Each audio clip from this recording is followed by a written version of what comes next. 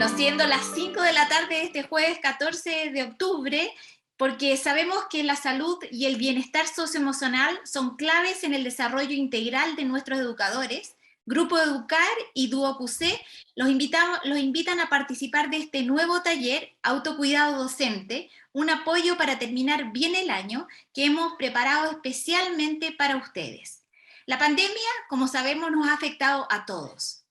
Sin embargo, en el caso de los educadores, según una encuesta de Elige Educar, el 77% de los profesores señaló estar estresado o muy estresado en el marco de la educación a distancia. Saludamos a todos los que se han integrado, a las autoridades presentes, a DUOC, y en nombre de DUOC UC queremos dar la bienvenida a Fernanda Farías. Ella es jefa de fidelización de DUOC UC, quien a nombre de DUOC nos entregará unas palabras de bienvenida en este nuevo taller online que hemos preparado especialmente para ustedes. Adelante, Fernanda, y muy buenas tardes. Gracias, Marcela, por estas palabras introductorias. Muy bienvenidos y bienvenidas todos acá los presentes. Nos alegra mucho como institución, como DOCUC, que puedan participar y que puedan estar en esta instancia en particular que está pensada especialmente para ustedes, dado el contexto que nos seguimos encontrando en la pandemia, el ajetreo ya del término de año, así que yo creo que esto va a ser muy útil para ustedes. Ahí está Neva, que va a estar a cargo de este taller, pero no me adelanto tanto. Solo darles las gracias a ustedes, también al Grupo Educar que han organizado estas actividades. Se nos vienen un par más de actividades, pero vamos a estar plenamente conectados con todos, así que disfruten mucho de esto, aprovechen la instancia y ojalá los podamos ayudar a llevar mejor lo que queda esta parte, última parte del año. Así que un abrazo y Marcela, devuelvo contigo. Muchas gracias, Fernanda, y como tú decías, ahora damos inicio a nuestro taller.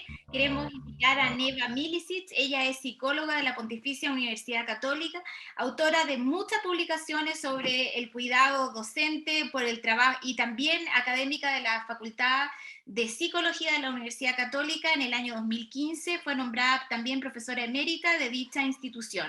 Bueno, sin decir más, te doy la palabra, Neva. Muchas gracias y muy bienvenida. Gracias, Marcela. Gracias por esta invitación a compartir con el DUOC UC. Quisiera saber si Soledad López de Leria, que me acompaña en esta modalidad de taller y que es la encargada de hacer el manejo de la tecnología, ¿habrá entrado o no habrá entrado? Porque no la veo. Aquí estoy. Aquí está. Wow. Bienvenida. Bueno, Soledad es psicóloga. Es doctora en psicología también, es psicóloga de niños y ha escrito conmigo algunos libros. Tenemos uno en prensa en este momento que, ¿cómo se llamaba el libro? Formación Emocional en entorno educativo. En entornos educativos, ¿no es cierto? Y sabemos que la figura central del entorno educativo sin duda es el profesor y que esta temporada ha sido especialmente difícil para los profesores porque han tenido que reinventarse, ¿no es cierto? Trabajar en una modalidad que no sabíamos, que no estábamos acostumbrados, probablemente con alumnos que además están en una situación de crisis, que están angustiados, con padres que también están en situaciones complejas, ¿no? El libro no ha salido, así que no lo busquen, está en la imprenta, hemos trabajado toda la pandemia y habíamos empezado unos 2 años antes, pero la pandemia nos regaló un tiempo precioso para, finalmente hicimos una cosa más larga que la que habíamos pensado.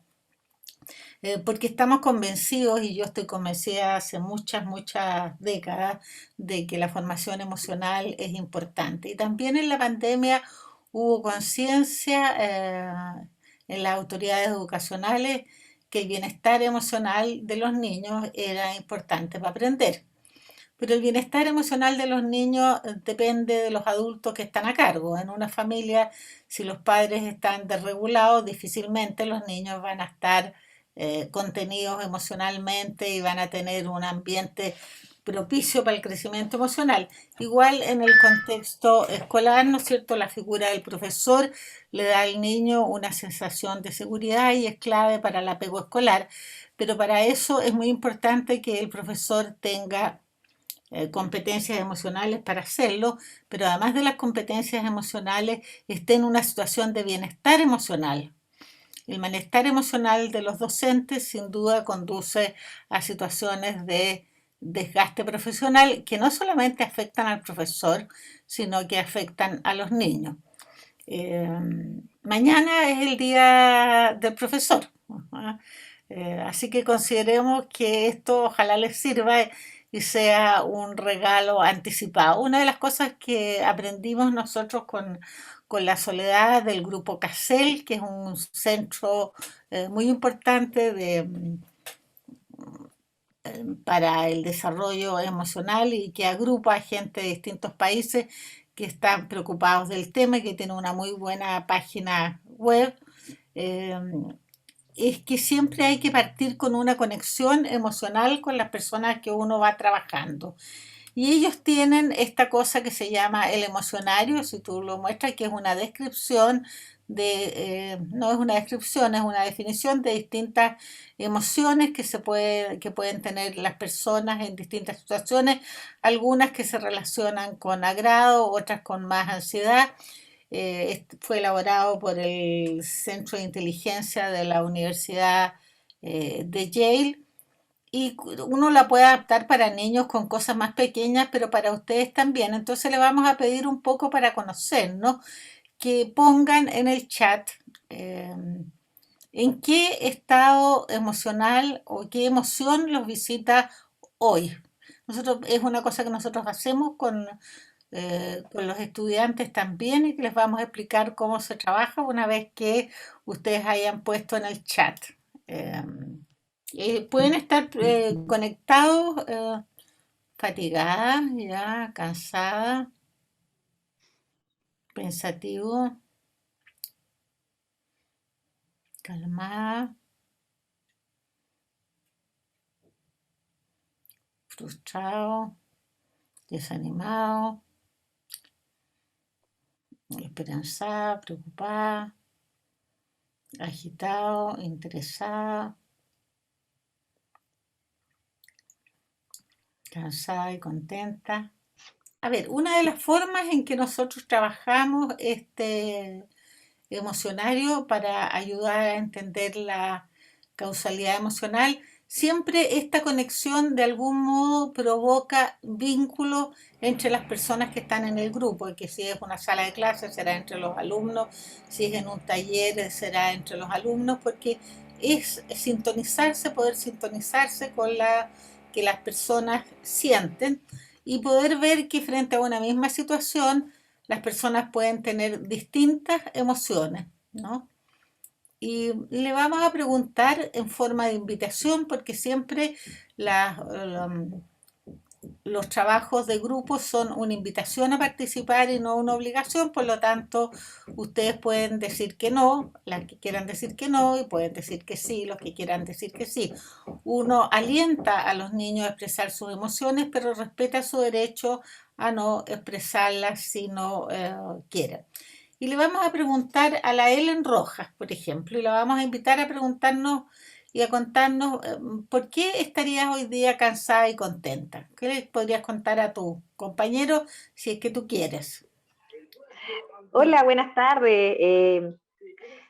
Bueno, estoy cansada porque ha sido igual una semana bastante agitada, muchas emociones, entre medio el paro y un sinfín de cosas, una celebración que tuvimos también interna en el colegio. Cansada por el trabajo presencial, pero contenta porque, bueno, yo soy profesora jefe que nació en pandemia como profesora jefe, y hoy día en la mañana tempranito me llevaron un presente de mis apoderados con mis alumnos, que me alegró el día, que me alegró el día a pesar de que había lluvia y hacía frío, entonces es como un cansancio, pero a la vez, como expresaba ahí, también estoy contenta por esa expresión de cariño que me entregaron. ¿Y qué te regalaron? A ver. Me regalaron un arreglo floral muy bonito y hartos chocolates. Mucho Bueno, chocolate, así que me endulzaron ahora a la tarde. Para endulzarte la vida. Bueno, lo primero de contarles que casi todas las emociones que uno tiene son ambivalentes, ¿ah? uno puede querer mucho a una persona, pero siempre tiene un poquitín de rabia por ahí escondido o qué sé yo, no. Las emociones nunca son del todo puras y lo que importa es lo que predomina y cuando uno te escucha hablar, sí, uno sabe que estás cansada, pero te escucha contenta, con ganas de participar y agradecida de tus apoderados, digamos, ¿ah? O sea, es una...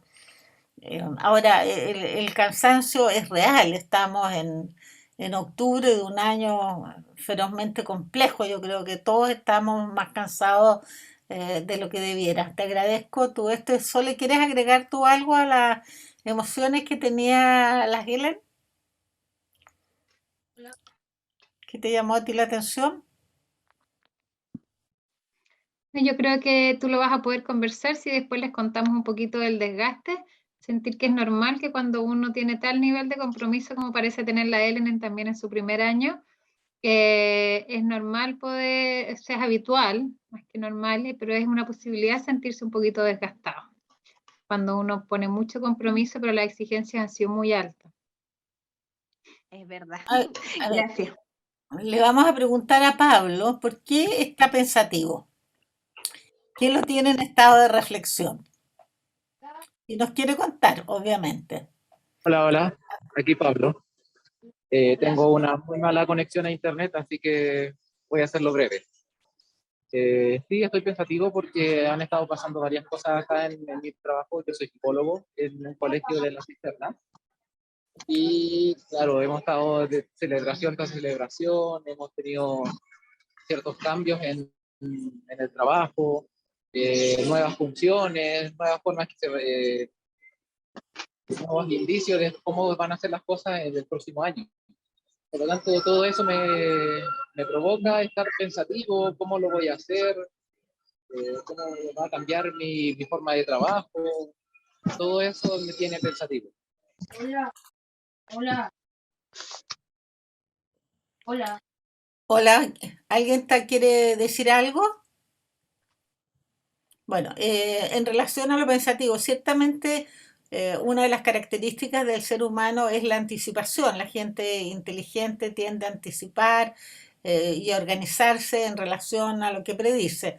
La verdad es que la vida nos ha demostrado que las planificaciones casi nunca nos resultan exactamente como quisiéramos y tenemos que tener un margen de adaptación enorme. Pero sin embargo, todas esas cosas que nosotros de alguna manera anticipamos o prevenimos, de alguna manera nos ayudan a enfrentar las nuevas situaciones que nunca van a ser exactamente lo que pensamos, ¿no es cierto? O sea, eso, pero sí el tener la reflexión, ojalá con una actitud de optimismo, ¿ah? Para pensar que vamos, si hemos sido capaces de enfrentar estos 2 años, seremos capaces de enfrentar el próximo que probablemente, ojalá, venga un poquitito más aliviado. ¿Tú quisieras decir algo, Soledad? La misma línea de lo que tú estabas comentando, cuando uno ve a los niños, y ustedes podrán ver en sus alumnos, posiblemente los más ansiosos son niños bien inteligentes, como tú planteabas, ¿no? Pero a veces esa inteligencia nos juega una mala pasada porque no nos deja estar en el momento de ahora.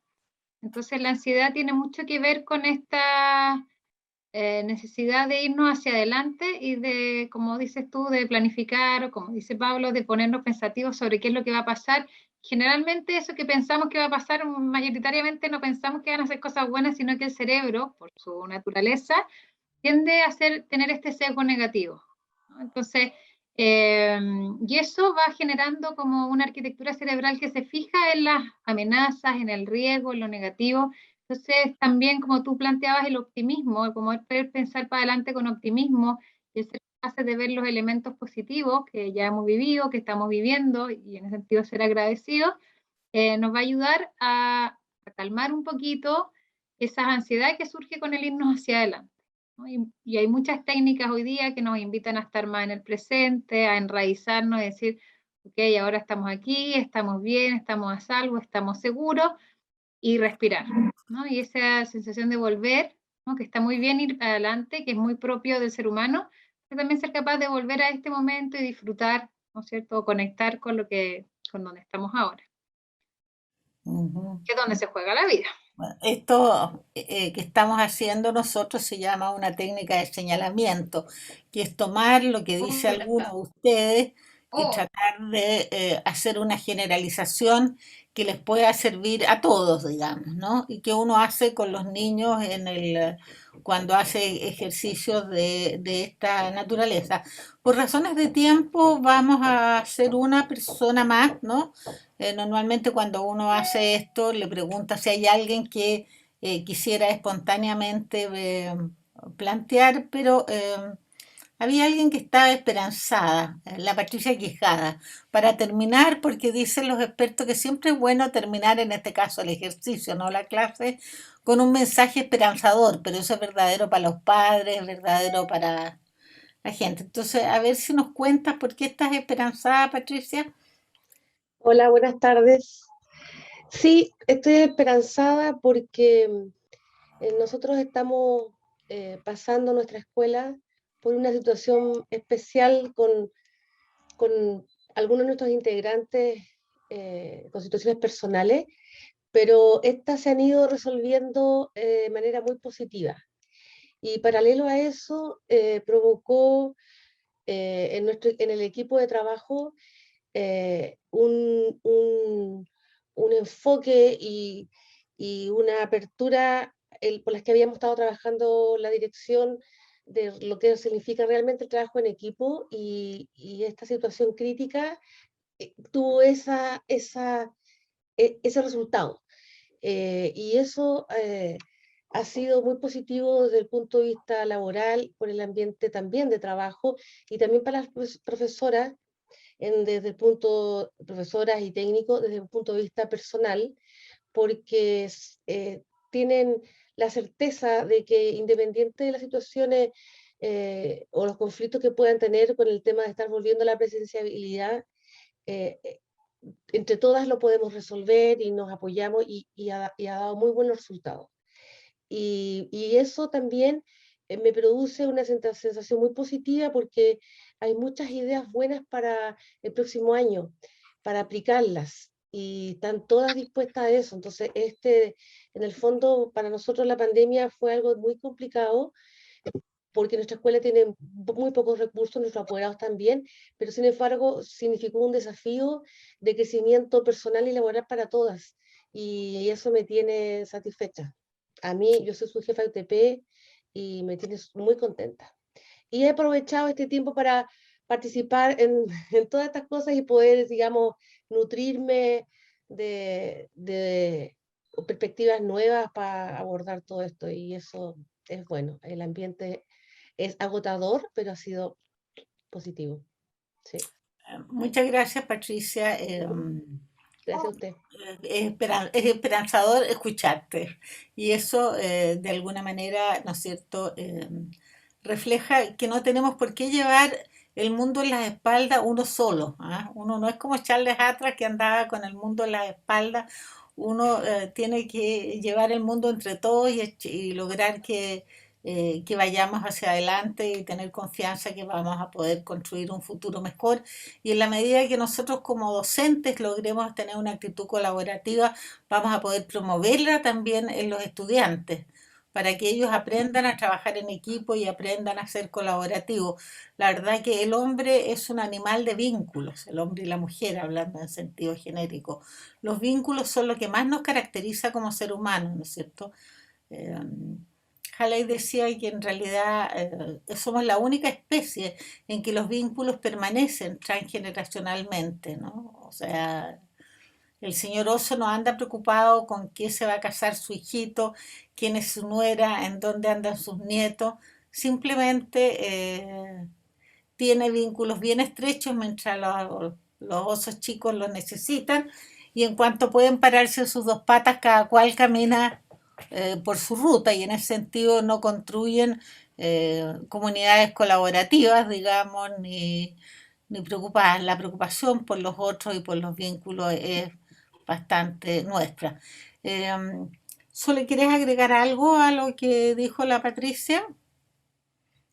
Eh, Sí, a mí me resuena lo que dice Patricia, porque siempre en las comunidades educativas van a surgir crisis, ¿no? Van a venir crisis desde desde la gente con la que trabajamos. Esta crisis nos invade a todos, entonces es una crisis en la que estamos inmersos, pero además tú dices, claro, hay crisis personales de ellas, pero también los alumnos traen crisis, ¿no? La familia de los alumnos llegan con crisis, y entonces puedes prepararnos como tú has aprovechado este tiempo, ¿no? De nutrirte, y que se ha visto los efectos que tiene, porque cuando uno siente que se capacita y que tiene los conocimientos, es más fácil, ¿no? Enfrentarse a eso con más seguridad.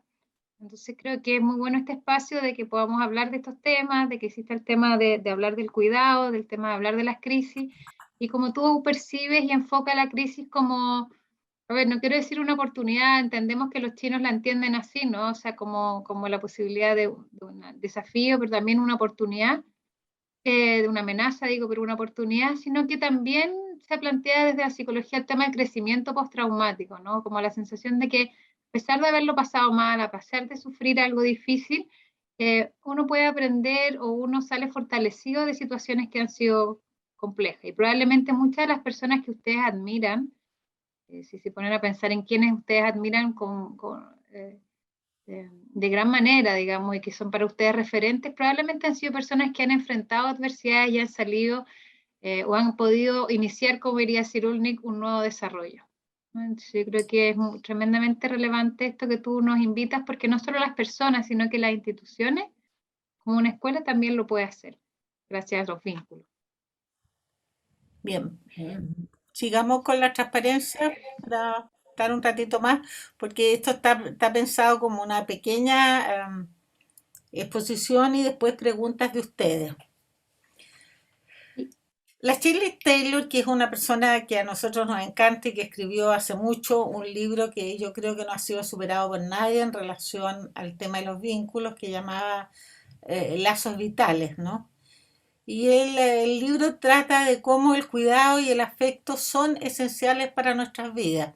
Que cuando nos sentimos solos, nos sentimos aislados, no nos sentimos acompañados, no nos sentimos contenidos, ¿no es cierto?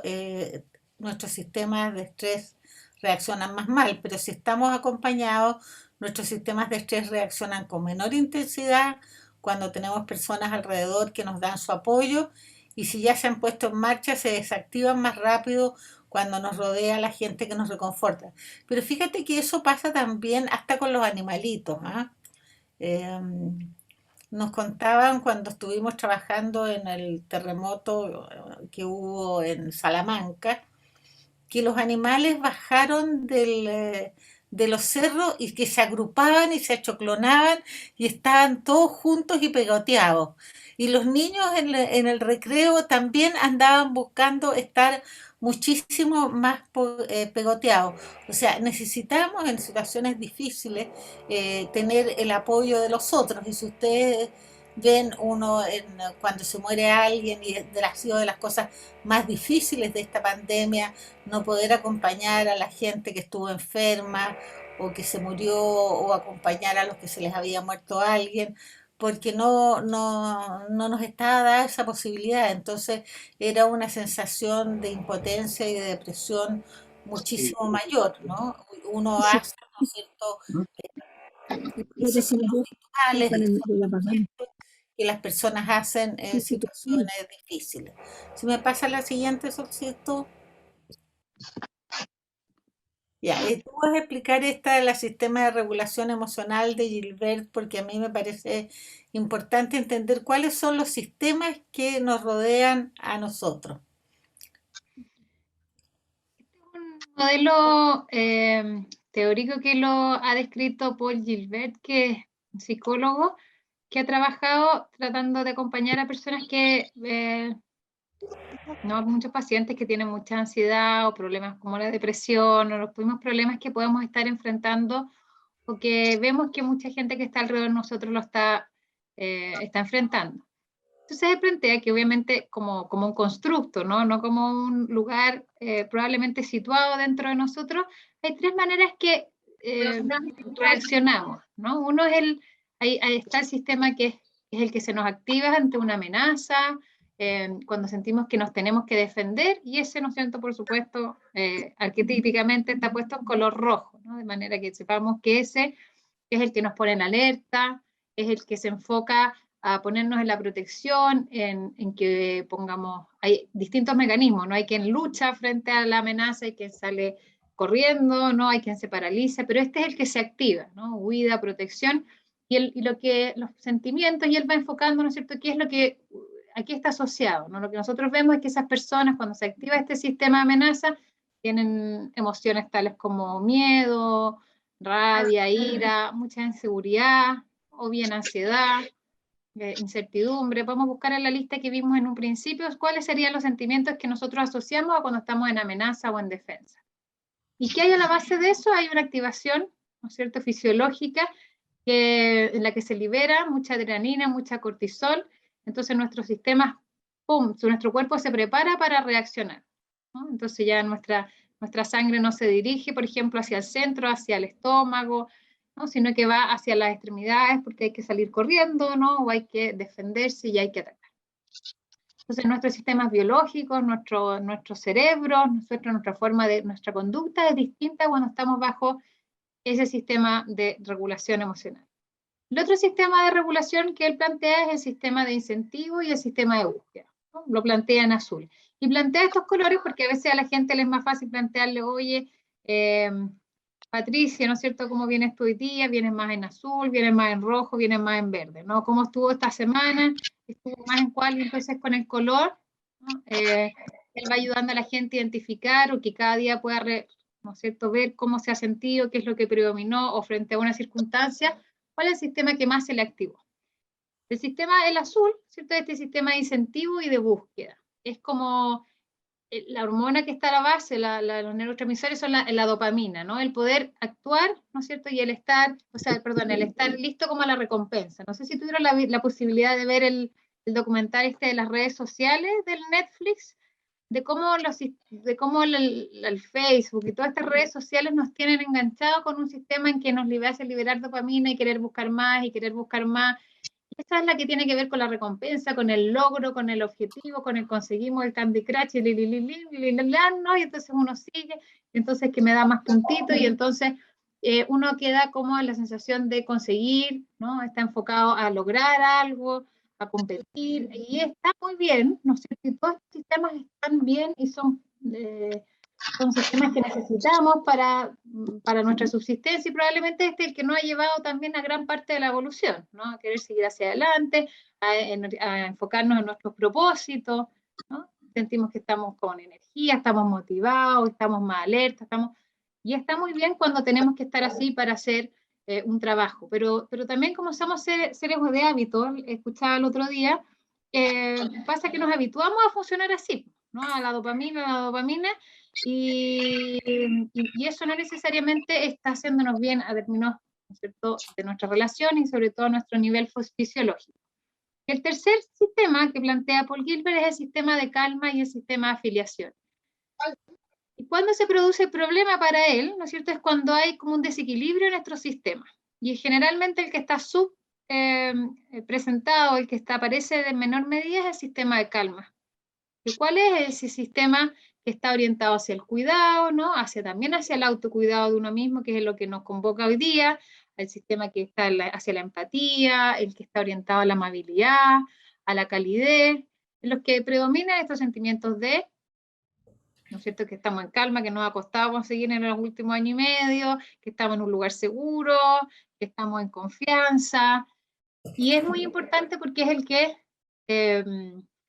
que está regido por este sistema hormonal, por ejemplo, ¿no es cierto?, de la endorfina, de la oxitocina. Entonces todo a nivel cerebral, por ejemplo, cuando un bebé nace, ¿no es cierto?, este sistema está muy encendido en las mamás y en los papás posiblemente mucho de ellos, y eso es lo que esperamos, que cada vez está más encendido y se libera, ¿cierto?, mayores niveles de oxitocina. Sabemos que las mujeres liberan mayores niveles de oxitocina, pero también sabemos que los hombres la pueden liberar, ¿cierto? Y es importante estimular este desarrollo de la oxitocina. Y es tan básico, ¿no?, que probablemente subsistimos gracias a este sistema, porque si esto no existe, probablemente las mamás no podrían cuidar de estos bebés tan pequeños que nacen y que necesitan de un adulto que se le encienda este sistema para poder cuidarlo. Pero a la medida que vamos avanzando en la vida, este sistema no lo desarrollamos suficiente en el cerebro, y como el cerebro, y como todo, y esto tiene que ver con otra teoría, ¿no? Pero con todo, como toda acción construye cerebro, y obviamente toda acción educativa con mayor razón construye cerebro, si nosotros aumentamos, ¿no es cierto?, las posibilidades de que los niños o de nosotros mismos de conectarnos con este sistema de calma y afiliación, eso va a ir generando un espacio, ¿no es cierto?, a nivel cerebral vamos a ir estimulando cierto desarrollo de neurotransmisores, ciertas conexiones de las neuronas de unas con otras, que vamos a hacer que tenga un espacio en la vida, la vida propia, ¿cierto?, y eventualmente en la vida de los demás. Vamos a crear climas más nutritivos, climas de confianza, climas donde se generan estas relaciones de unos con otros. Entonces lo que tenemos que tratar no es evitar que los otros existan, porque está bien que tengan que ver, si viene una amenaza real, nosotros tenemos que saber, nosotros que estamos en un país de catástrofes naturales, ¿no es cierto?, si viene algo, tenemos que salirnos cuando tenemos la amenaza de un tsunami, ¿no? Y tenemos que agarrar, y está bien que nuestro cuerpo reaccione y se vaya a un lugar más alto y que lo sepamos, y está muy bien también que tengamos un propósito ¿no? Y que vayamos en búsqueda, porque eso dice que también tiene que ver con la capacidad de vivir más años, de tener menos problemas cardíacos, ¿no? Tener un propósito de vida y saber hacia dónde uno está enfocado. Pero no olvidar, como hablábamos cuando hablaba hoy día Pablo, me parece, ¿no es cierto?, de buscar estos espacios también de calma, que no solamente se dan naturalmente, sino que hay que intencionarlos mayormente. Por este sesgo del cerebro de ir hacia lo negativo, de ir hacia la amenaza, de ir a lo malo. Entonces, y veamos y preguntémonos qué estamos construyendo en nuestros espacios de trabajo, ¿cierto?, en nuestros espacios escolares, qué le ofrecemos a los otros, a nuestros compañeros, a nuestra gente con la que trabajamos, a la que estamos a cargo, o con los niños. Si generamos estos espacios de calma y los ofrecemos, o bien estamos muy enfocados en el otro sistema de que si no da, no vamos a pasar la PTU, ¿no? Y después cómo va a ser para la universidad, y usted qué va a hacer en el futuro, ¿no? Donde vamos prendiendo el rojo, ¿no es cierto? O estamos muy orientados en las notas, o sea, qué va a estudiar, y cómo, ¿no? Y cuál va a ser su resultado, y cuál va a ser la meta, y que por supuesto es importante para muchos de todos probablemente tener algo, pero cuánto espacio le damos también a nuestro verde, nuestros vínculos. Pasa a la próxima, Solcito, por favor.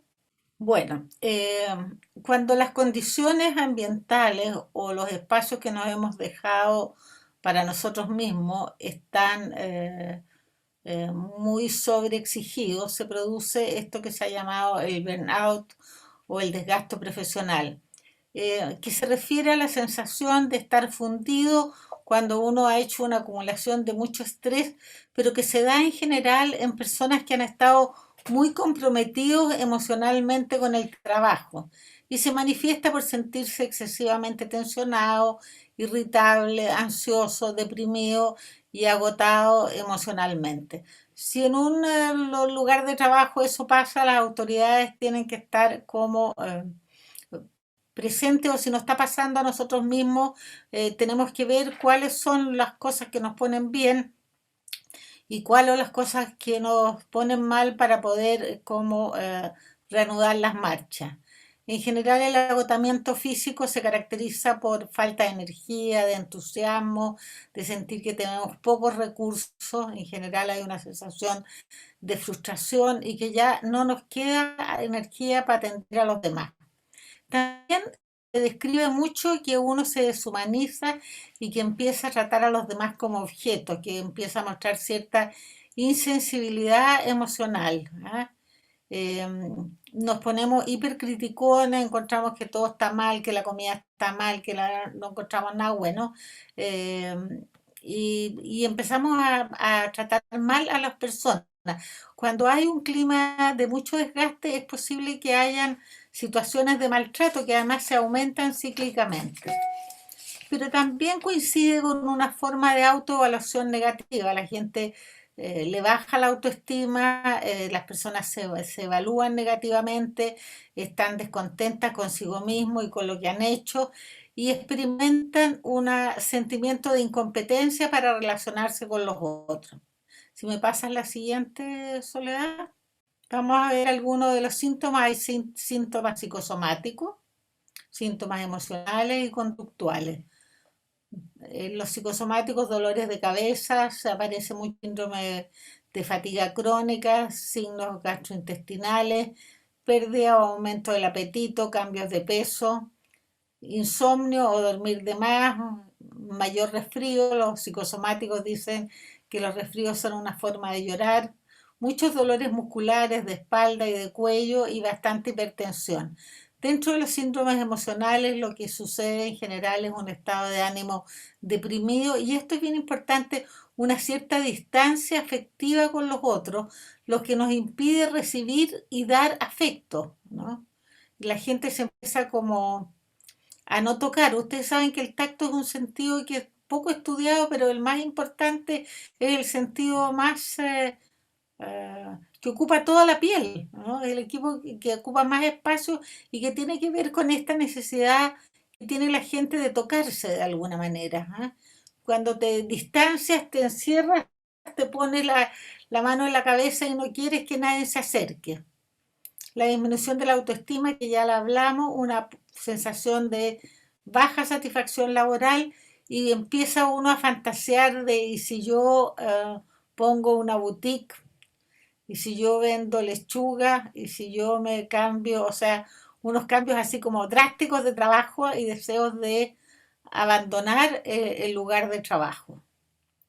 Y entre los conductuales, y ahí uno tiene que preocuparse, suele haber, cuando hay un aumento muy grande en el ausentismo laboral y en las licencias médicas, uno puede pensar que a lo mejor ese clima de trabajo está produciendo cierto burnout. En general la gente produce menos, evita el trabajo, hay aumento en el consumo de alcohol, tabaco y sustancias. Por eso estamos tan preocupados de aumentarle mucho las exigencias a los niños en esta vuelta al colegio, cuando están en una situación de malestar emocional, porque lo más probable es que para colmar la angustia recurran a cualquiera de estas cosas, ¿no? Aislamiento en el trabajo y cambio de relaciones con los seres queridos, ¿ya? O sea, cuando uno empieza a pelear con sus seres queridos, vamos mal. Ahora, las características que fomentan los buenos climas laborales y la resiliencia, y en ese sentido que favorecen el autocuidado, son los ambientes que promueven vínculos estrechos, que valora y alienta el interés por educarse, por aprender más, por saber más. Un estilo de interacción que es cálido y no es crítico, fomenta las relaciones de apoyo con más personas, alienta el compartir responsabilidades, prestar servicio y brindar la ayuda requerida, brinda acceso para satisfacer las necesidades básicas de trabajo, vivienda y salud. O sea, hay sensación de justicia en la relación. Expresa expectativas de éxito realistas, busca el establecimiento de logros y metas. O sea, uno tiene derecho a plantearse metas y sentir que las va logrando de a poco. Fomenta los valores prosociales como el altruismo y la convivencia, y da posibilidad de liderazgo, de adoptar decisiones y otras oportunidades de manera significativa. Y lo que es más importante, aprecia los talentos específicos de cada individuo. Esto en las comunidades escolares es importante, porque hay gente que tiene talentos para una cosa y no talentos para otra, y es necesario visualizar y ver lo que Robinson llamaba el elemento, qué es lo que cada uno puede aportar. Si ustedes me contratan a mí para que les haga clases de computación, no van a aprender nada, ¿no? O sea, hay que ver a quién le pide uno qué, ¿no? No sé, el tema no es de los contextos laborales abusivos, porque son las 17:40, Sole, y, están en la ficha, pero y todos sabemos lo que son los contextos laborales. Pero los contextos cuidadosos son aquellos que generan el trabajo de grupo, y que hay una supervisión nutritiva y que hay una sensación de transparencia. Pasa a la siguiente, Soledad, por favor. Yo creo que podemos dar espacio a las preguntas. Ya, bueno, entonces quisiera yo como decir para redondear que hay cosas que no dependen de nosotros, que dependen del contexto y el problema de desgaste profesional es un problema de que el contexto tiene que arreglar, pero hay cosas que uno puede hacer para protegerse. Y en ese sentido, lo único que me gustaría recordar es el concepto de microclima, en el sentido de que por malo que sea un ambiente laboral, uno pueda tener un microclima, aunque sea pequeñito, con 4 personas, de las profesoras de arte, de las de inglés, de los profesores de educación física, y hacer microclimas. Todos hemos pasado por situaciones laborales tensas, pero son los pequeños grupos, los microgrupos, los que nos dan en esas situaciones la contención y la protección.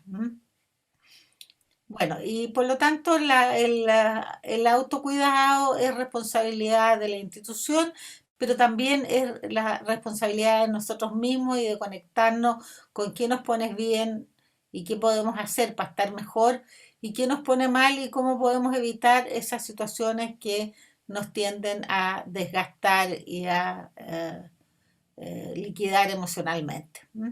Y entonces aquí les vamos a dar como el espacio para las preguntas, las pueden escribir en el chat o las pueden hacer en voz alta. Creo que hay que dejar de compartir la pantalla, ¿o no? Y así vamos viendo las caras. Exactamente, así vamos viendo mejor las caras. ¿Cierto? Vamos a ver si aparece la primera pregunta. A ver quién se anima con la primera pregunta para, después de esta excelente exposición de la Neva y la Sole. Bueno, quizás yo aprovecho de preguntar. La situación de la pandemia ha hecho que los profesores muchas veces tengan que estar haciendo las clases presenciales de manera híbrida. ¿De qué manera, en contextos difíciles como los que hemos vivido, es posible el autocuidado? ¿Existen estrategias concretas que es posible aplicar en pandemia, por ejemplo, y que nos ayudan a terminar el año? Así como tips, ¿o no? Bueno, a ver, a mí no me gustan tanto los tips porque yo no te puedo decir tírate del cuarto piso, tengo que explicarte por qué te tiráis del cuarto piso y para qué, ¿no es cierto? O sea, saber por qué uno hace lo que hace y por saber cómo hace lo que hace. Lo primero que hay que preocuparse es de los ciclos de sueño, de alimentación y de descanso. ¿Ah? Aprender a descansar es muy importante. Hay un maravilloso libro que se llama El arte y la ciencia de no hacer nada, ¿ya? Que explica que es de un señor Smart, que cuando uno está en reposo, hay una red neuronal que se activa y que favorece la creatividad.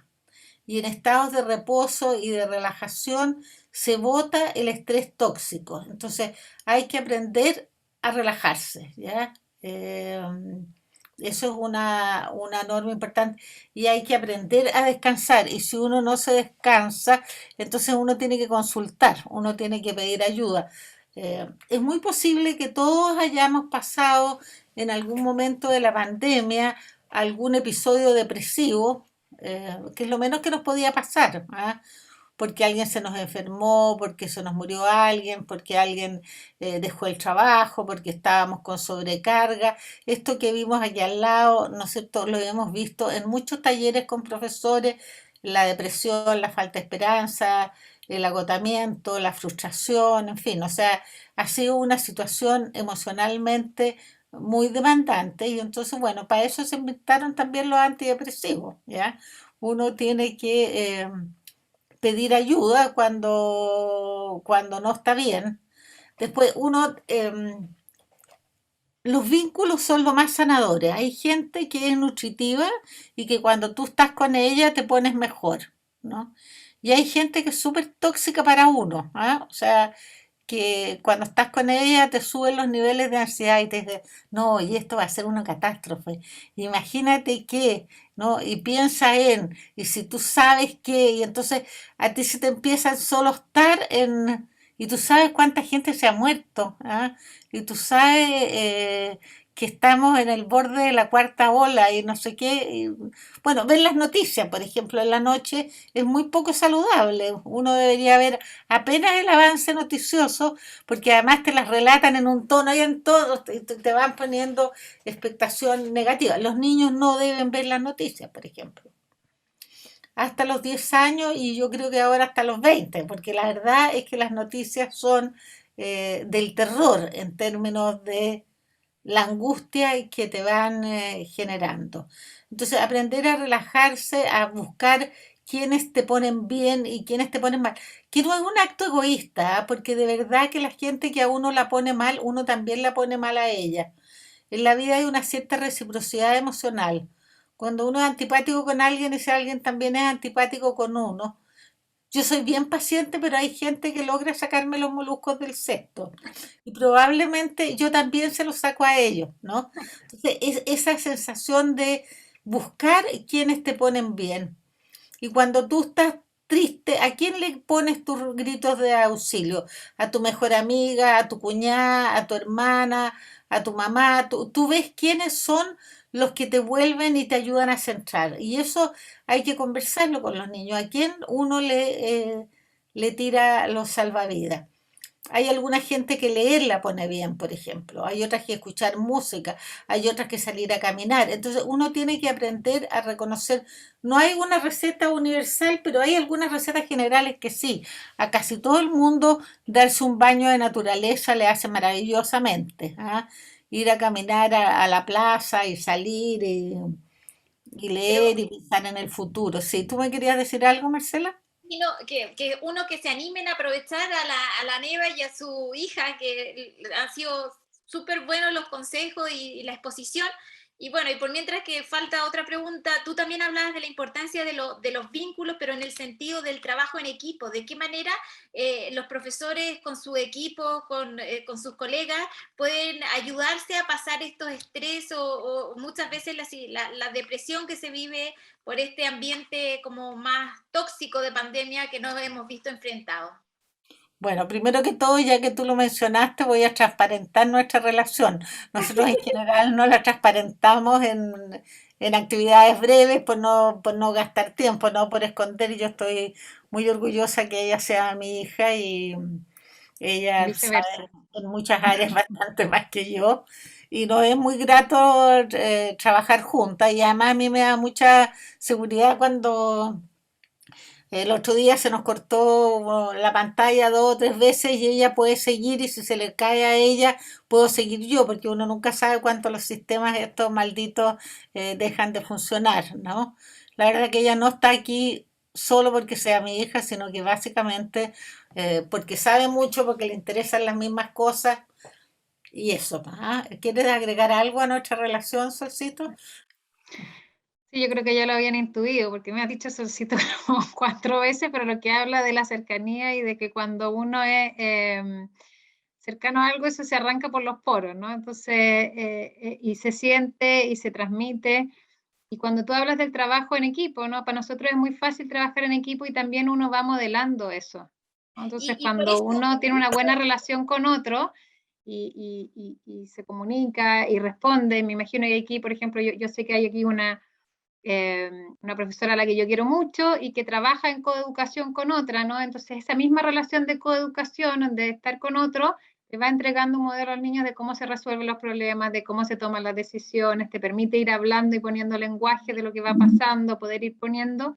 y, no, y, Eh, y tenemos nuestra primera pregunta. Fernando González, que me imagino se animó a hacer la pregunta. Dice, ¿cómo se logra fomentar esta afiliación por grupos con afinidad sin que ello implique reforzar rivalidades entre dichos grupos? Súper buena pregunta. Sí, ahora, de alguna manera siempre se va a reforzar un grado de rivalidad. Lo importante es que aquí es el costo-beneficio, ¿no es cierto?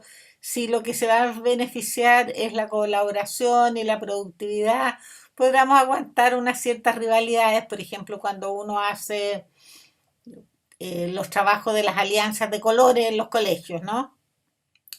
Y las rojas y las verdes y las azules y las amarillas y qué sé yo, y claro, tienen un cierto grado de rivalidad, pero la potencia de la relación intragrupo compensa de algún modo que haya una cierta tensión intergrupo. En todo caso, siempre la competencia grupal es mucho mejor que la competencia puramente individual, ¿ya?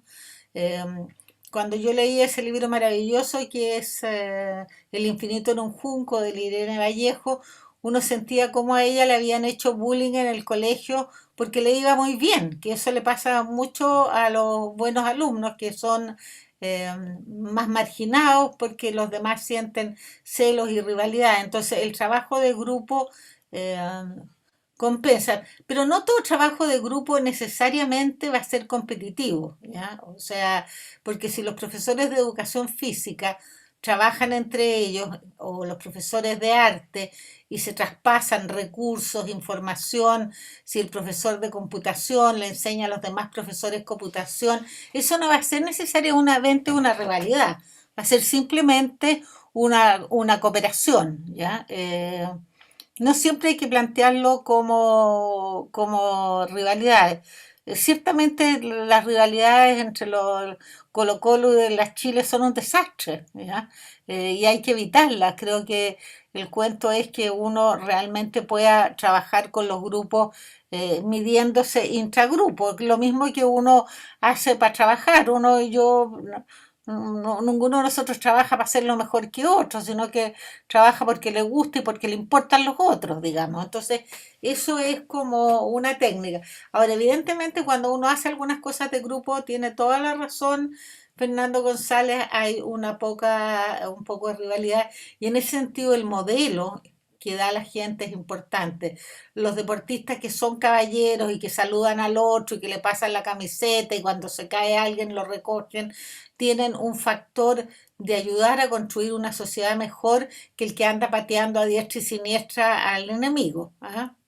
Y el sentir que el que está, con el que estás compitiendo, con el que estás pensando distinto es tu enemigo y no es una persona que a lo mejor piensa distinto o que está temporalmente en el otro equipo, porque igual un día ese jugador que está en el Colo-Colo puede estar en la Chile o puede estar en la selección, ¿no es cierto? O sea, tenemos que tratar de no rival. Ahora, el sistema educativo es atrozmente competitivo, ¿ah? Y tenemos Acá que mirar que sea menos competitivo. O sea, las notas 5,7, 5,8, cuando las entregamos en voz alta y van bajando o van subiendo, es de una tensión y una competencia espantosa. ¿Ah? Quería Aquí, agregar, Marcela, el tema de poder trabajar también, el tema de la competitividad, pero también cómo favorecer lo prosocial, ¿no? Las actividades prosociales y el altruismo. En algún minuto mi madre lo presentó ahí en las diapositivas, porque cuando uno construye comunidades que se ayudan entre sí, de alguna manera ese nivel de competencia tiende a disminuir, ¿no? O sea, cuando uno sabe que, por ejemplo, hay estudiantes que cuando hay sistemas inclusivos, donde hay estudiantes con necesidades educativas especiales, y uno después ve los sociogramas y ese tipo de cosas, ve que entre ellos hay menos rechazo, no solo contra el niño que está incluido, ¿no? O la persona, en caso que fuera un grupo de trabajo, no solo con la persona que trabaja con nosotros y que tiene alguna necesidad especial, sino hacia todos, porque entendemos que hay una mayor diversidad y una mayor aceptación hacia la diferencia, y también ayudamos a otros, ¿no? Y cuando ayudamos al curso de arriba o al curso de abajo, o a la gente que lo está necesitando, hacemos una campaña, desarrollamos una preocupación por el otro, ¿no? Y ayudamos a construir buenas personas, y nosotros, si nosotros hacemos eso en la escuela nosotros mismos como sistema docente, también nos sentimos mejor nosotros mismos. O sea, eso está comprobado también científicamente, que el altruismo no ayuda solo al que lo da, al que lo hace, o sea, al que lo recibe, sino particularmente al que lo hace. Y poder construir como desarrollar más esto que va en la línea de la compasión, ¿no? Y desarrollar este sentimiento más de compasión hacia uno mismo en el autocuidado, que es tremendamente relevante, porque no sirve estar siempre compaciéndose a los otros, sino no ha aprendido como a tener compasión y aceptarse a sí mismo como uno es, ¿no? Y aceptarse cuando se equivoca, ¿no? Y a tenerse más cariño y más cuidado. Claro, la comprensión en el sentido budista del término, no en el sentido que de repente le damos a la compasión como una cosa de la lástima que uno siente por otros, ¿ah? Sino que una preocupación activa. Hay una estupenda observación de Carolina Moreno. Carolina, ¿la quieres leer tú misma? Dice, bueno, puse comentar que el bienestar de profesores impacta en el bienestar de los niños y niñas. El retorno a clases requiere cambio de foco, el desarrollo emocional.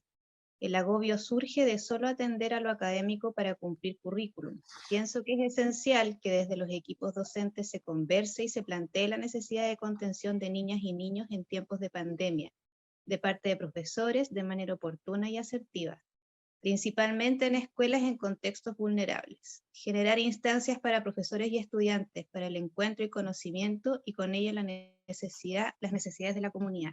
Eso quería comentar. Ya, muy buena tu pregunta porque ciertamente todos sabemos que sin bienestar emocional no hay aprendizaje posible, ¿no? O sea, si las personas no están bien, si empieza a temblar aquí, estamos ansiosos, no nos piden que nos aprendamos una poesía, pues no es posible, porque cuando uno está ansioso secreta el cortisol y el cortisol es lo que más bloquea los aprendizajes. Es un problema biológico, ¿no? No es un problema psicológico, no es mala voluntad de los niños que cuando están angustiados no pueden aprender, no. Es que realmente la angustia bloquea en forma importante el aprendizaje y por supuesto que los niños de contexto vulnerable han estado más hacinados, con padres más desregulados, con más riesgo social y por lo tanto es más posible que estos cuadros se den, pero se dan en todo, en contextos vulnerables. Las posibilidades de encuentro y de trabajo de grupo ayudan mucho a las necesidades de la comunidad, es decir, esto que la gente pueda conversar, ¿ah? Hay un libro bien bueno que se llama Necesitas conversar con alguien, ¿no? Eh, bueno, es un libro sobre terapia, pero en definitiva es verdad que si los niños pueden conversar de sus problemas, y va a ser más fácil que conversen si los hacemos trabajar en grupos de A4, en grupos de A2, en grupos de A3. Me permito, aunque sea medio autorreferente, recomendarles dos libros que los pueden ayudar a hacer trabajo de grupo con los niños. Uno que es el Psicoterapia de Niños y Adolescentes, que es de la Verónica Gasmuri y mío, y otro que se llama Confiar en uno mismo, que es un libro de autoestima para hacer trabajos de grupo sobre autoestima en niños, en grupos de A8. Realmente, nos demoró muchos años hacer esos dos libros y tienen hartas indicaciones y los libros son caros, entonces es importante que estén en la biblioteca del profesor, de tal manera que los profesores la puedan de alguna manera tener, porque al encontrarse los niños, al compartir sentimientos, al compartir emociones, primero normalizan eso, ¿no? O sea, cuando se habla de los miedos, ¿no es cierto? Y uno dice, no, yo no tengo miedo a nada, y otro dice, sí, yo en realidad tengo harto miedo desde que se murió mi abuelita, siempre tengo miedo de que se vaya a morir otra persona en la familia. Entonces probablemente el otro también va a decir, bueno, yo en realidad sí, también tengo ese miedo, sí lo tengo. Entonces va a empezar a ver este encuentro entre personas, que es muy importante. Muchas veces creemos que no hablar es mejor que hablar. Conversar siempre hace bien, ¿ya? Y esas posibilidades de encuentro. Y entonces, probablemente no nos van a preguntar lo que aprendieron los niños del quinto básico en biología y cuántas calorías tenía no sé qué, pero sí esta es una gran oportunidad para que los niños aprendan a cómo ayudarse en situaciones de crisis, cómo ayudar a otros, a pensar, porque toda vida va a estar expuesta al sufrimiento y al dolor, ¿no es cierto? Y a la adversidad. Y el poder superar la adversidad y empezar, como decía la Soledad, un nuevo desarrollo es importante. ¿Mm? Nos piden, Neva, que repitas por favor el nombre de los libros. Solo lo anotáis Escritos en el chat. Ah, perfecto. Sí. Gracias. No están, te digo que si los anotaste no se vieron. Hay uno que No, se llama confiar en uno mismo y otro psicoterapia de pero la niños. Carolina Moreno hasta me dio las gracias. No sé, Nayo, pero ¿Nadie más creo los ve? que no los veo. Yo tampoco los veo. Quedaron del No, inicio, yo eso los sí. anoté, no vi que estaban en el chat. Yo anoté Ah, rápidamente, pero ya. Pues escribamos. voy a volver a anotar, porque ya sé dónde está. Vamos Se a ver fueron a la sala de espera, ¿puedes creerlo? Vuelvo a A ver anotar. si tienes suerte. El trabajo de grupo es muy bueno para los profesores también, en el sentido de que mientras los niños trabajan, uno puede tener un tiempo para pensar, para mirarlos, para ayudarlos. Me acuerdo un trabajo que hicimos en Conchalí, que un niñito le dijo a la profesora: ay, profesora, qué bueno que ahora nos hace trabajar en grupo, porque ustedes antes hablaba y nosotros ni la pescábamos, ¿eh? Y ahora tenemos que trabajar nosotros y usted tiene tiempo para mirar por la ventana, po". Y yo creo que es cierto, ¿ah? Ya. Yo quisiera agregar también que cuando uno está en situaciones de crisis o en momentos difíciles, uno nunca olvida con quién pudo conversar y quién estuvo ahí, porque a veces no hay a veces es difícil para los psicólogos, claro, estamos acostumbrados a hablar quizás y a meternos en los problemas en la pata de los caballos y a hablar de las cosas difíciles. Los profesores no han recibido formación inicial para primera contención necesariamente y piensan que hay alguna manera especial de hacerlo, ¿no? Yo creo que simplemente el hecho de escuchar, acompañar al otro a reflejarle lo que está viviendo, sus sentimientos, lo que le pasó, ayudarle a organizar lo que está pasando, hacer como de un cerebro de afuera a veces como auxiliar, cómo organizarse, qué vas a hacer hoy día en la tarde, una amiga cuando estés, lo que harías tú cuando te da una amiga en dificultad, ¿no? Como, como cuidar al otro como uno cuidaría a un amigo, bueno, y qué vas a hacer, con quién vas a estar, si estás en una situación de peligro, pero cuando uno está con alguien en una situación difícil, piensen cuando ustedes han estado enfermos o cuando alguien que ustedes conocen ha estado enfermo, no olvida nunca quién lo fue a ver, ¿no? Con quién sí pudo contar, y estamos en una situación así, cuando los profesores vuelven de la pandemia, ¿no? Y en unos minutos decía como que estén satisfechas las necesidades de alimentación o de vivienda. Cuando tú te contactas después de un terremoto, de una crisis, ¿no es cierto?, con tu equipo docente y sabes, tú estás bien, hay alguien en tu familia que necesita algo, el profesor después puede hacer lo mismo con otros, ¿no? Porque siente ese cuidado. Y cuando uno lo hace con los alumnos aprenden a hacerlos con otros. Y Oscar les pregunta, ¿cuánto afecta y cómo un profesor estresado a sus alumnos? ¿Existe evidencia de esto? Yo conozco algunas evidencias en relación a cómo afecta la autoestima del profesor a la autoestima de sus alumnos, ¿ah? Se dice cuando los profesores, los niños están con un profesor que está con baja autoestima, tiende a haber una disminución en los niños y cuando se cambia a uno con buena autoestima. El problema de cuando uno está estresado es que lo más probable es que se desregule. Y lo que sí hay evidencia, digamos, es cómo un profesor que maltrata a los alumnos eh, produce inhibición del aprendizaje, incluso fobias a aprendizaje. Todos conocemos aquellas historias de eh, situaciones traumáticas que algún niño ha vivido, ustedes mismas cuando eran alumnos con algún profesor y que eso les creó una fobia o a las matemáticas o a la educación física o a la música o al canto según con quién fuera la situación traumática que vivieron. Entonces cuando uno está sin bienestar emocional, posiblemente está mucho más desregulado, ¿no? Es que esto igual con lo que con los hijos, pues cuando uno anda de mala y anda atravesado, paga el pato al perro, pues no sé si me entendí. O sea, uno, entonces, el cuento de que el estrés es un primo muy cercano con la desregulación y sobre todo con la falta de energía. Y para enseñar hace falta mucha energía, ¿ah? Hacen falta como conectarse con lo positivo, con decir, porque las cosas dichas por una persona, la misma cosa o dicha por otra, se te graba distinto en la memoria, ¿ah? Hay profesores que te transmiten la pasión por lo enseñado, ¿no? Y hay profesores que te transmiten una lata profunda por lo enseñado. ¿Ah?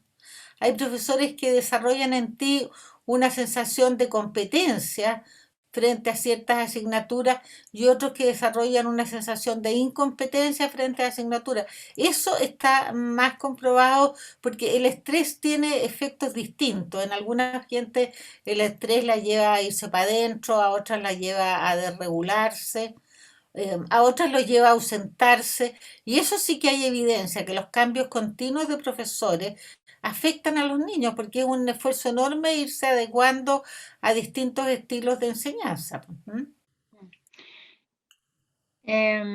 Sí hay algunas evidencias también en términos de apego, como el apego de los primeros años de los profesores tiene un impacto hasta 4 años después, ¿no? En Tianta hace todo un estudio respecto al tema del apego, y el apego tiene que ver mucho con la seguridad que le podemos transmitir a los niños, y particularmente, tú comentabas, ¿no es cierto?, como un profesor estresado se va a desconectar de los demás, ¿no? Alguien con desgaste va a desconectarse el otro, y cualquier persona que está desconectada con el otro no genera un buen apego, y eso obviamente que va a tener un impacto. Y estaba pensando cuando tú decías que todos merecen un profesor que esté presente y que sea entusiasmado, estaba pensando, y está en esta presentación un video de la Rita Pearson. ¿Te acuerdas de esta Rita Pearson que decía que todos necesitan un profesor que sea un campeón, ¿no? Y que crea en los niños?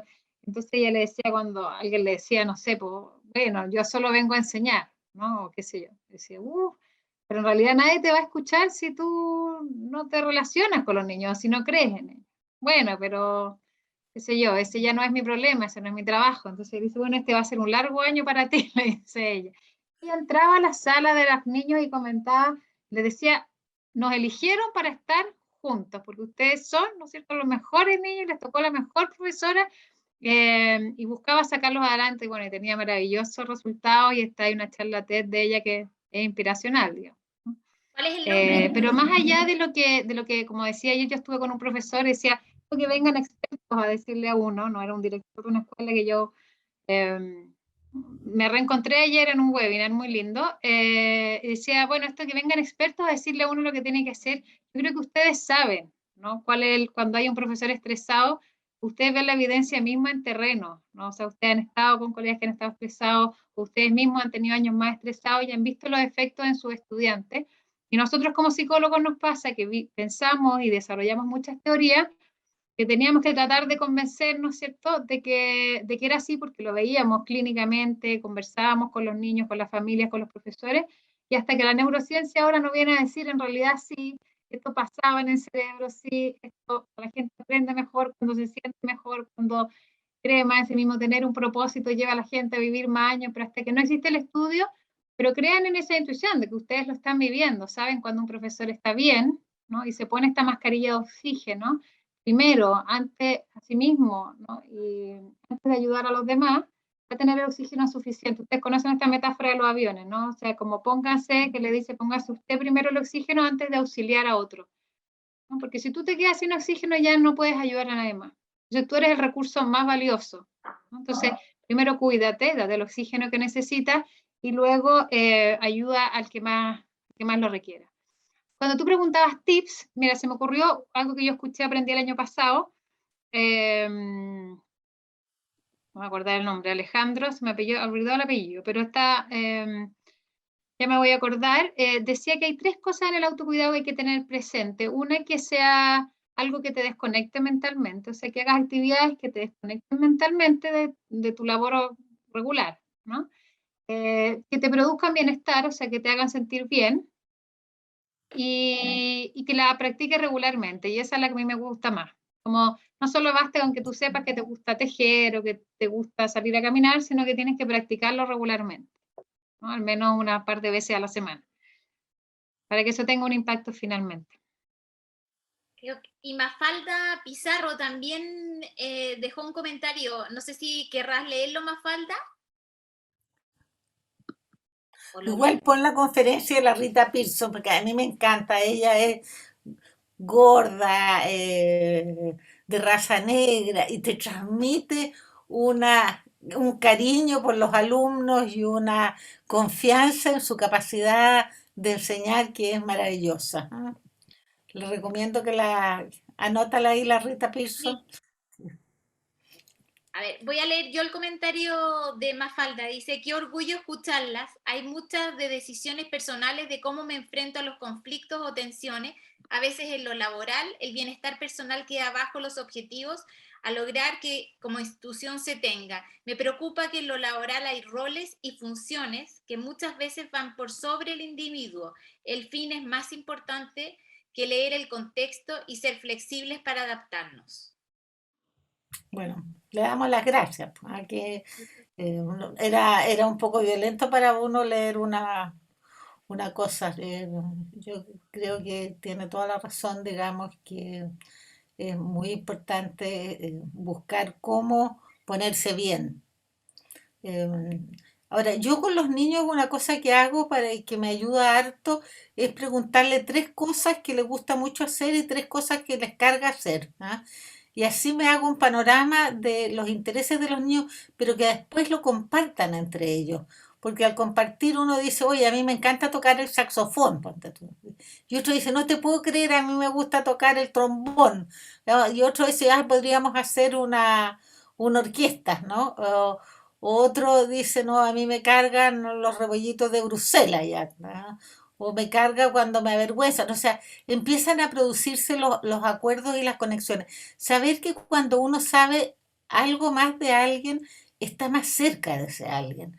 Una parte de la creación de un clima emocional efectivo es tratar de que los niños compartan aquellas cosas que los acercan y saber qué cosas al otro lo molestan. Por ejemplo, me carga que me digan cabeza y chorlito. Ya, ya, ya, le carga, ¿no? Entonces, no le vamos a decir. Entonces creo que es muy importante esto y en uno mismo, saber qué haría yo. ¿Y por qué no lo hago? ¿No? A mí una de las cosas que me enseñó una amiga mía es, si tú quieres algo, no esperes que te lo regale tu marido, cómpratelo tú. Ah, sí, si de verdad quieres comer chocolate, no esperes que te lo regalen, anda y cómpratelo. ¿Ah? O sea, no, aprender que ser adulto es hacerse cargo de las propias necesidades. Eh, Nos llegó otra. Los niños cuando uno aprende a cuidarse es que es adulto. Los niños creen que uno es más libre y que eso es ser adulto. No piensa. Uno es mucho menos libre cuando tiene hijos, ¿no es cierto? Cuando es adulto y está a cargo de otro ya no puede ser Sor Teresa de Calcuta. No tiene la libertad que tiene a los 20. Pero sí es porque uno sabe cuidarse. Y ustedes saben lo que tienen que hacer y hay que escuchar al cuerpo porque el cuerpo pasa la cuenta. Cuando uno se sobreexige y no se cuida, eso te pasa la cuenta. Hay que buscar los espacios en que uno se pone bien y las instituciones y las comunidades educativas tienen que crear espacios en que se pongan bien. Me encantó cuando alguien dijo, y nos hemos pasado en celebraciones, estupendo, celebren el Día del Profesor, celebren el Día del Niño, hagan todos los ritos que puedan ser gratificantes. Y creo que hemos cumplido un tema de la hora de salida a tiempo para las profesoras es importante. La Sole me reta, pero yo digo, uno tiene que aprender a respetar los tiempos de los profesores porque igual que uno, tienen que darle la comida a los niños, tienen que encontrarse con no sé quién, en fin. ¿Ah? Así que les agradezco mucho a Educar y al Duoc esta invitación a conversar con ustedes, que ha sido muy educativa para nosotros también.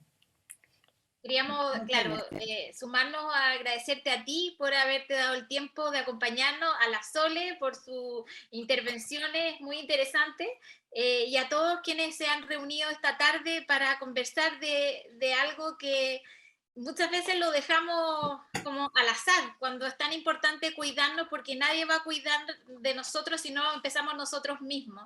Y por eso justamente era el nombre de este taller. Te ayudamos a cuidarte y te apoyamos en lo que queda de este año para salir con más energía y seguir, como decía la Neva, celebrando el Día del Profesor, que como Grupo Educar es una fecha para nosotros muy importante, como revista Educar también, porque estamos a diario buscando ayudarlos, apoyarlos para mejorar en definitiva el aprendizaje de nuestros alumnos. A todos quienes se han reunido esta tarde. Muchas gracias a Mafalda, Fresia, Erika, Lorena, las más de 50 personas que se juntaron esta tarde para conversar y apoyarnos entre todos. Muchas ¿Te gracias. parece que les dejemos un poema? Ya, Sí, cerremos con un poema. Voy a cerrar con un poema. Y creo que es importante también lo que dijiste mientras conecto, la importancia de lo corporal, ¿no? Y del cuerpo. Hoy día he estado escuchando a una niña que se llama Nazaret Castellano, que ahí vas a encontrar mucha evidencia, el que anda buscando evidencia, de cómo nuestra actitud corporal y cómo nos paramos define, o sea, de cómo nos, ¿no? Si nos paramos, vamos a sentir distinto, ¿no? Y esto uno lo intuía con la gente que se deprime, como que se aísla, se queda en una pieza, no sale, ¿no? Y deja de ocupar espacio. Y cuando tú te paras distinto, o cuando un niño aprende a defenderse más y lo manda a una clase de karate, ¿no? Cuando te empiezas a parar distinto, empiezas a sentir y a interpretar el mundo de manera distinta. Entonces, si uno se dibuja una sonrisa y si uno ¿no? la dibuja desde fuera primero y no espera tanto que pase algo que le genere una carcajada, vas a empezar a interpretar también el mundo de una manera distinta. Ahí también Ahí poder decía que si encontrar... uno se paraba derecho y erguido y en eso, no podía deprimirse. y también Sole, antes del poema, que agradecerle a Duoc por también darnos la oportunidad de reunirnos esta tarde y decirles que vamos a tener más talleres de durante este y el próximo mes, así que estén atentos y gracias Duoc por permitirnos hacer este lindo taller. Y dale, Sole. Ese es que no me lo sé todavía. Y esto de la pandemia, como voy a menos sitios ahora, pues se me van olvidando. Va por ustedes. No te das la importancia que mereces y vas dejando que la vida pase. Y para ti no hay tiempo casi nunca. Y nunca te regalas un detalle. Y corres por la prisa de los otros y llegas a tu vida siempre tarde. Y va pasando el tiempo y va pasando y vas envejeciendo en el paisaje. Y no se te pregunta por tu risa que se fue diluyendo con la tarde. Y siempre los demás, ¿y para cuándo una cita contigo en cualquier parte? Te necesitas más de lo que piensas y nunca te detienes a escucharte. Y tienes tantas cosas que decirte, pero no te pareces importante. Y siempre tú después, y siempre luego, y siempre para ti más adelante. Y siempre tú detrás, y siempre nunca, y el tiempo que se va sin esperarte. Queda contigo en un lugar hermoso, lleva una flor para identificarte y cuéntate la historia de tu vida. Ya verás cómo vas a enamorarte. Porque no hay como tú nadie en el mundo. Porque en el mundo como tú no hay nadie. Y siempre tú después y siempre nunca. Y vas envejeciendo en el paisaje.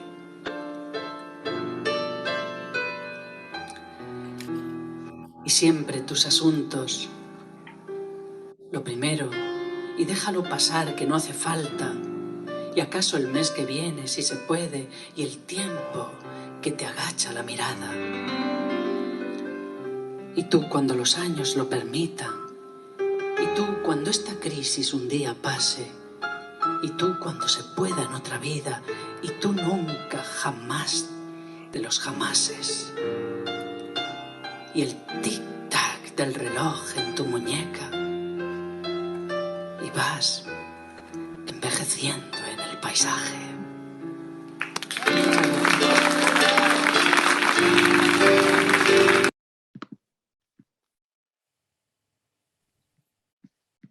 Muy lindo, muchas gracias. Hasta una próxima, gracias. Adiós, que esté muy bien. Gracias, Chao, gracias por Marcela. todo. Muchas gracias por todo. Gracias, chao. Gracias a ustedes.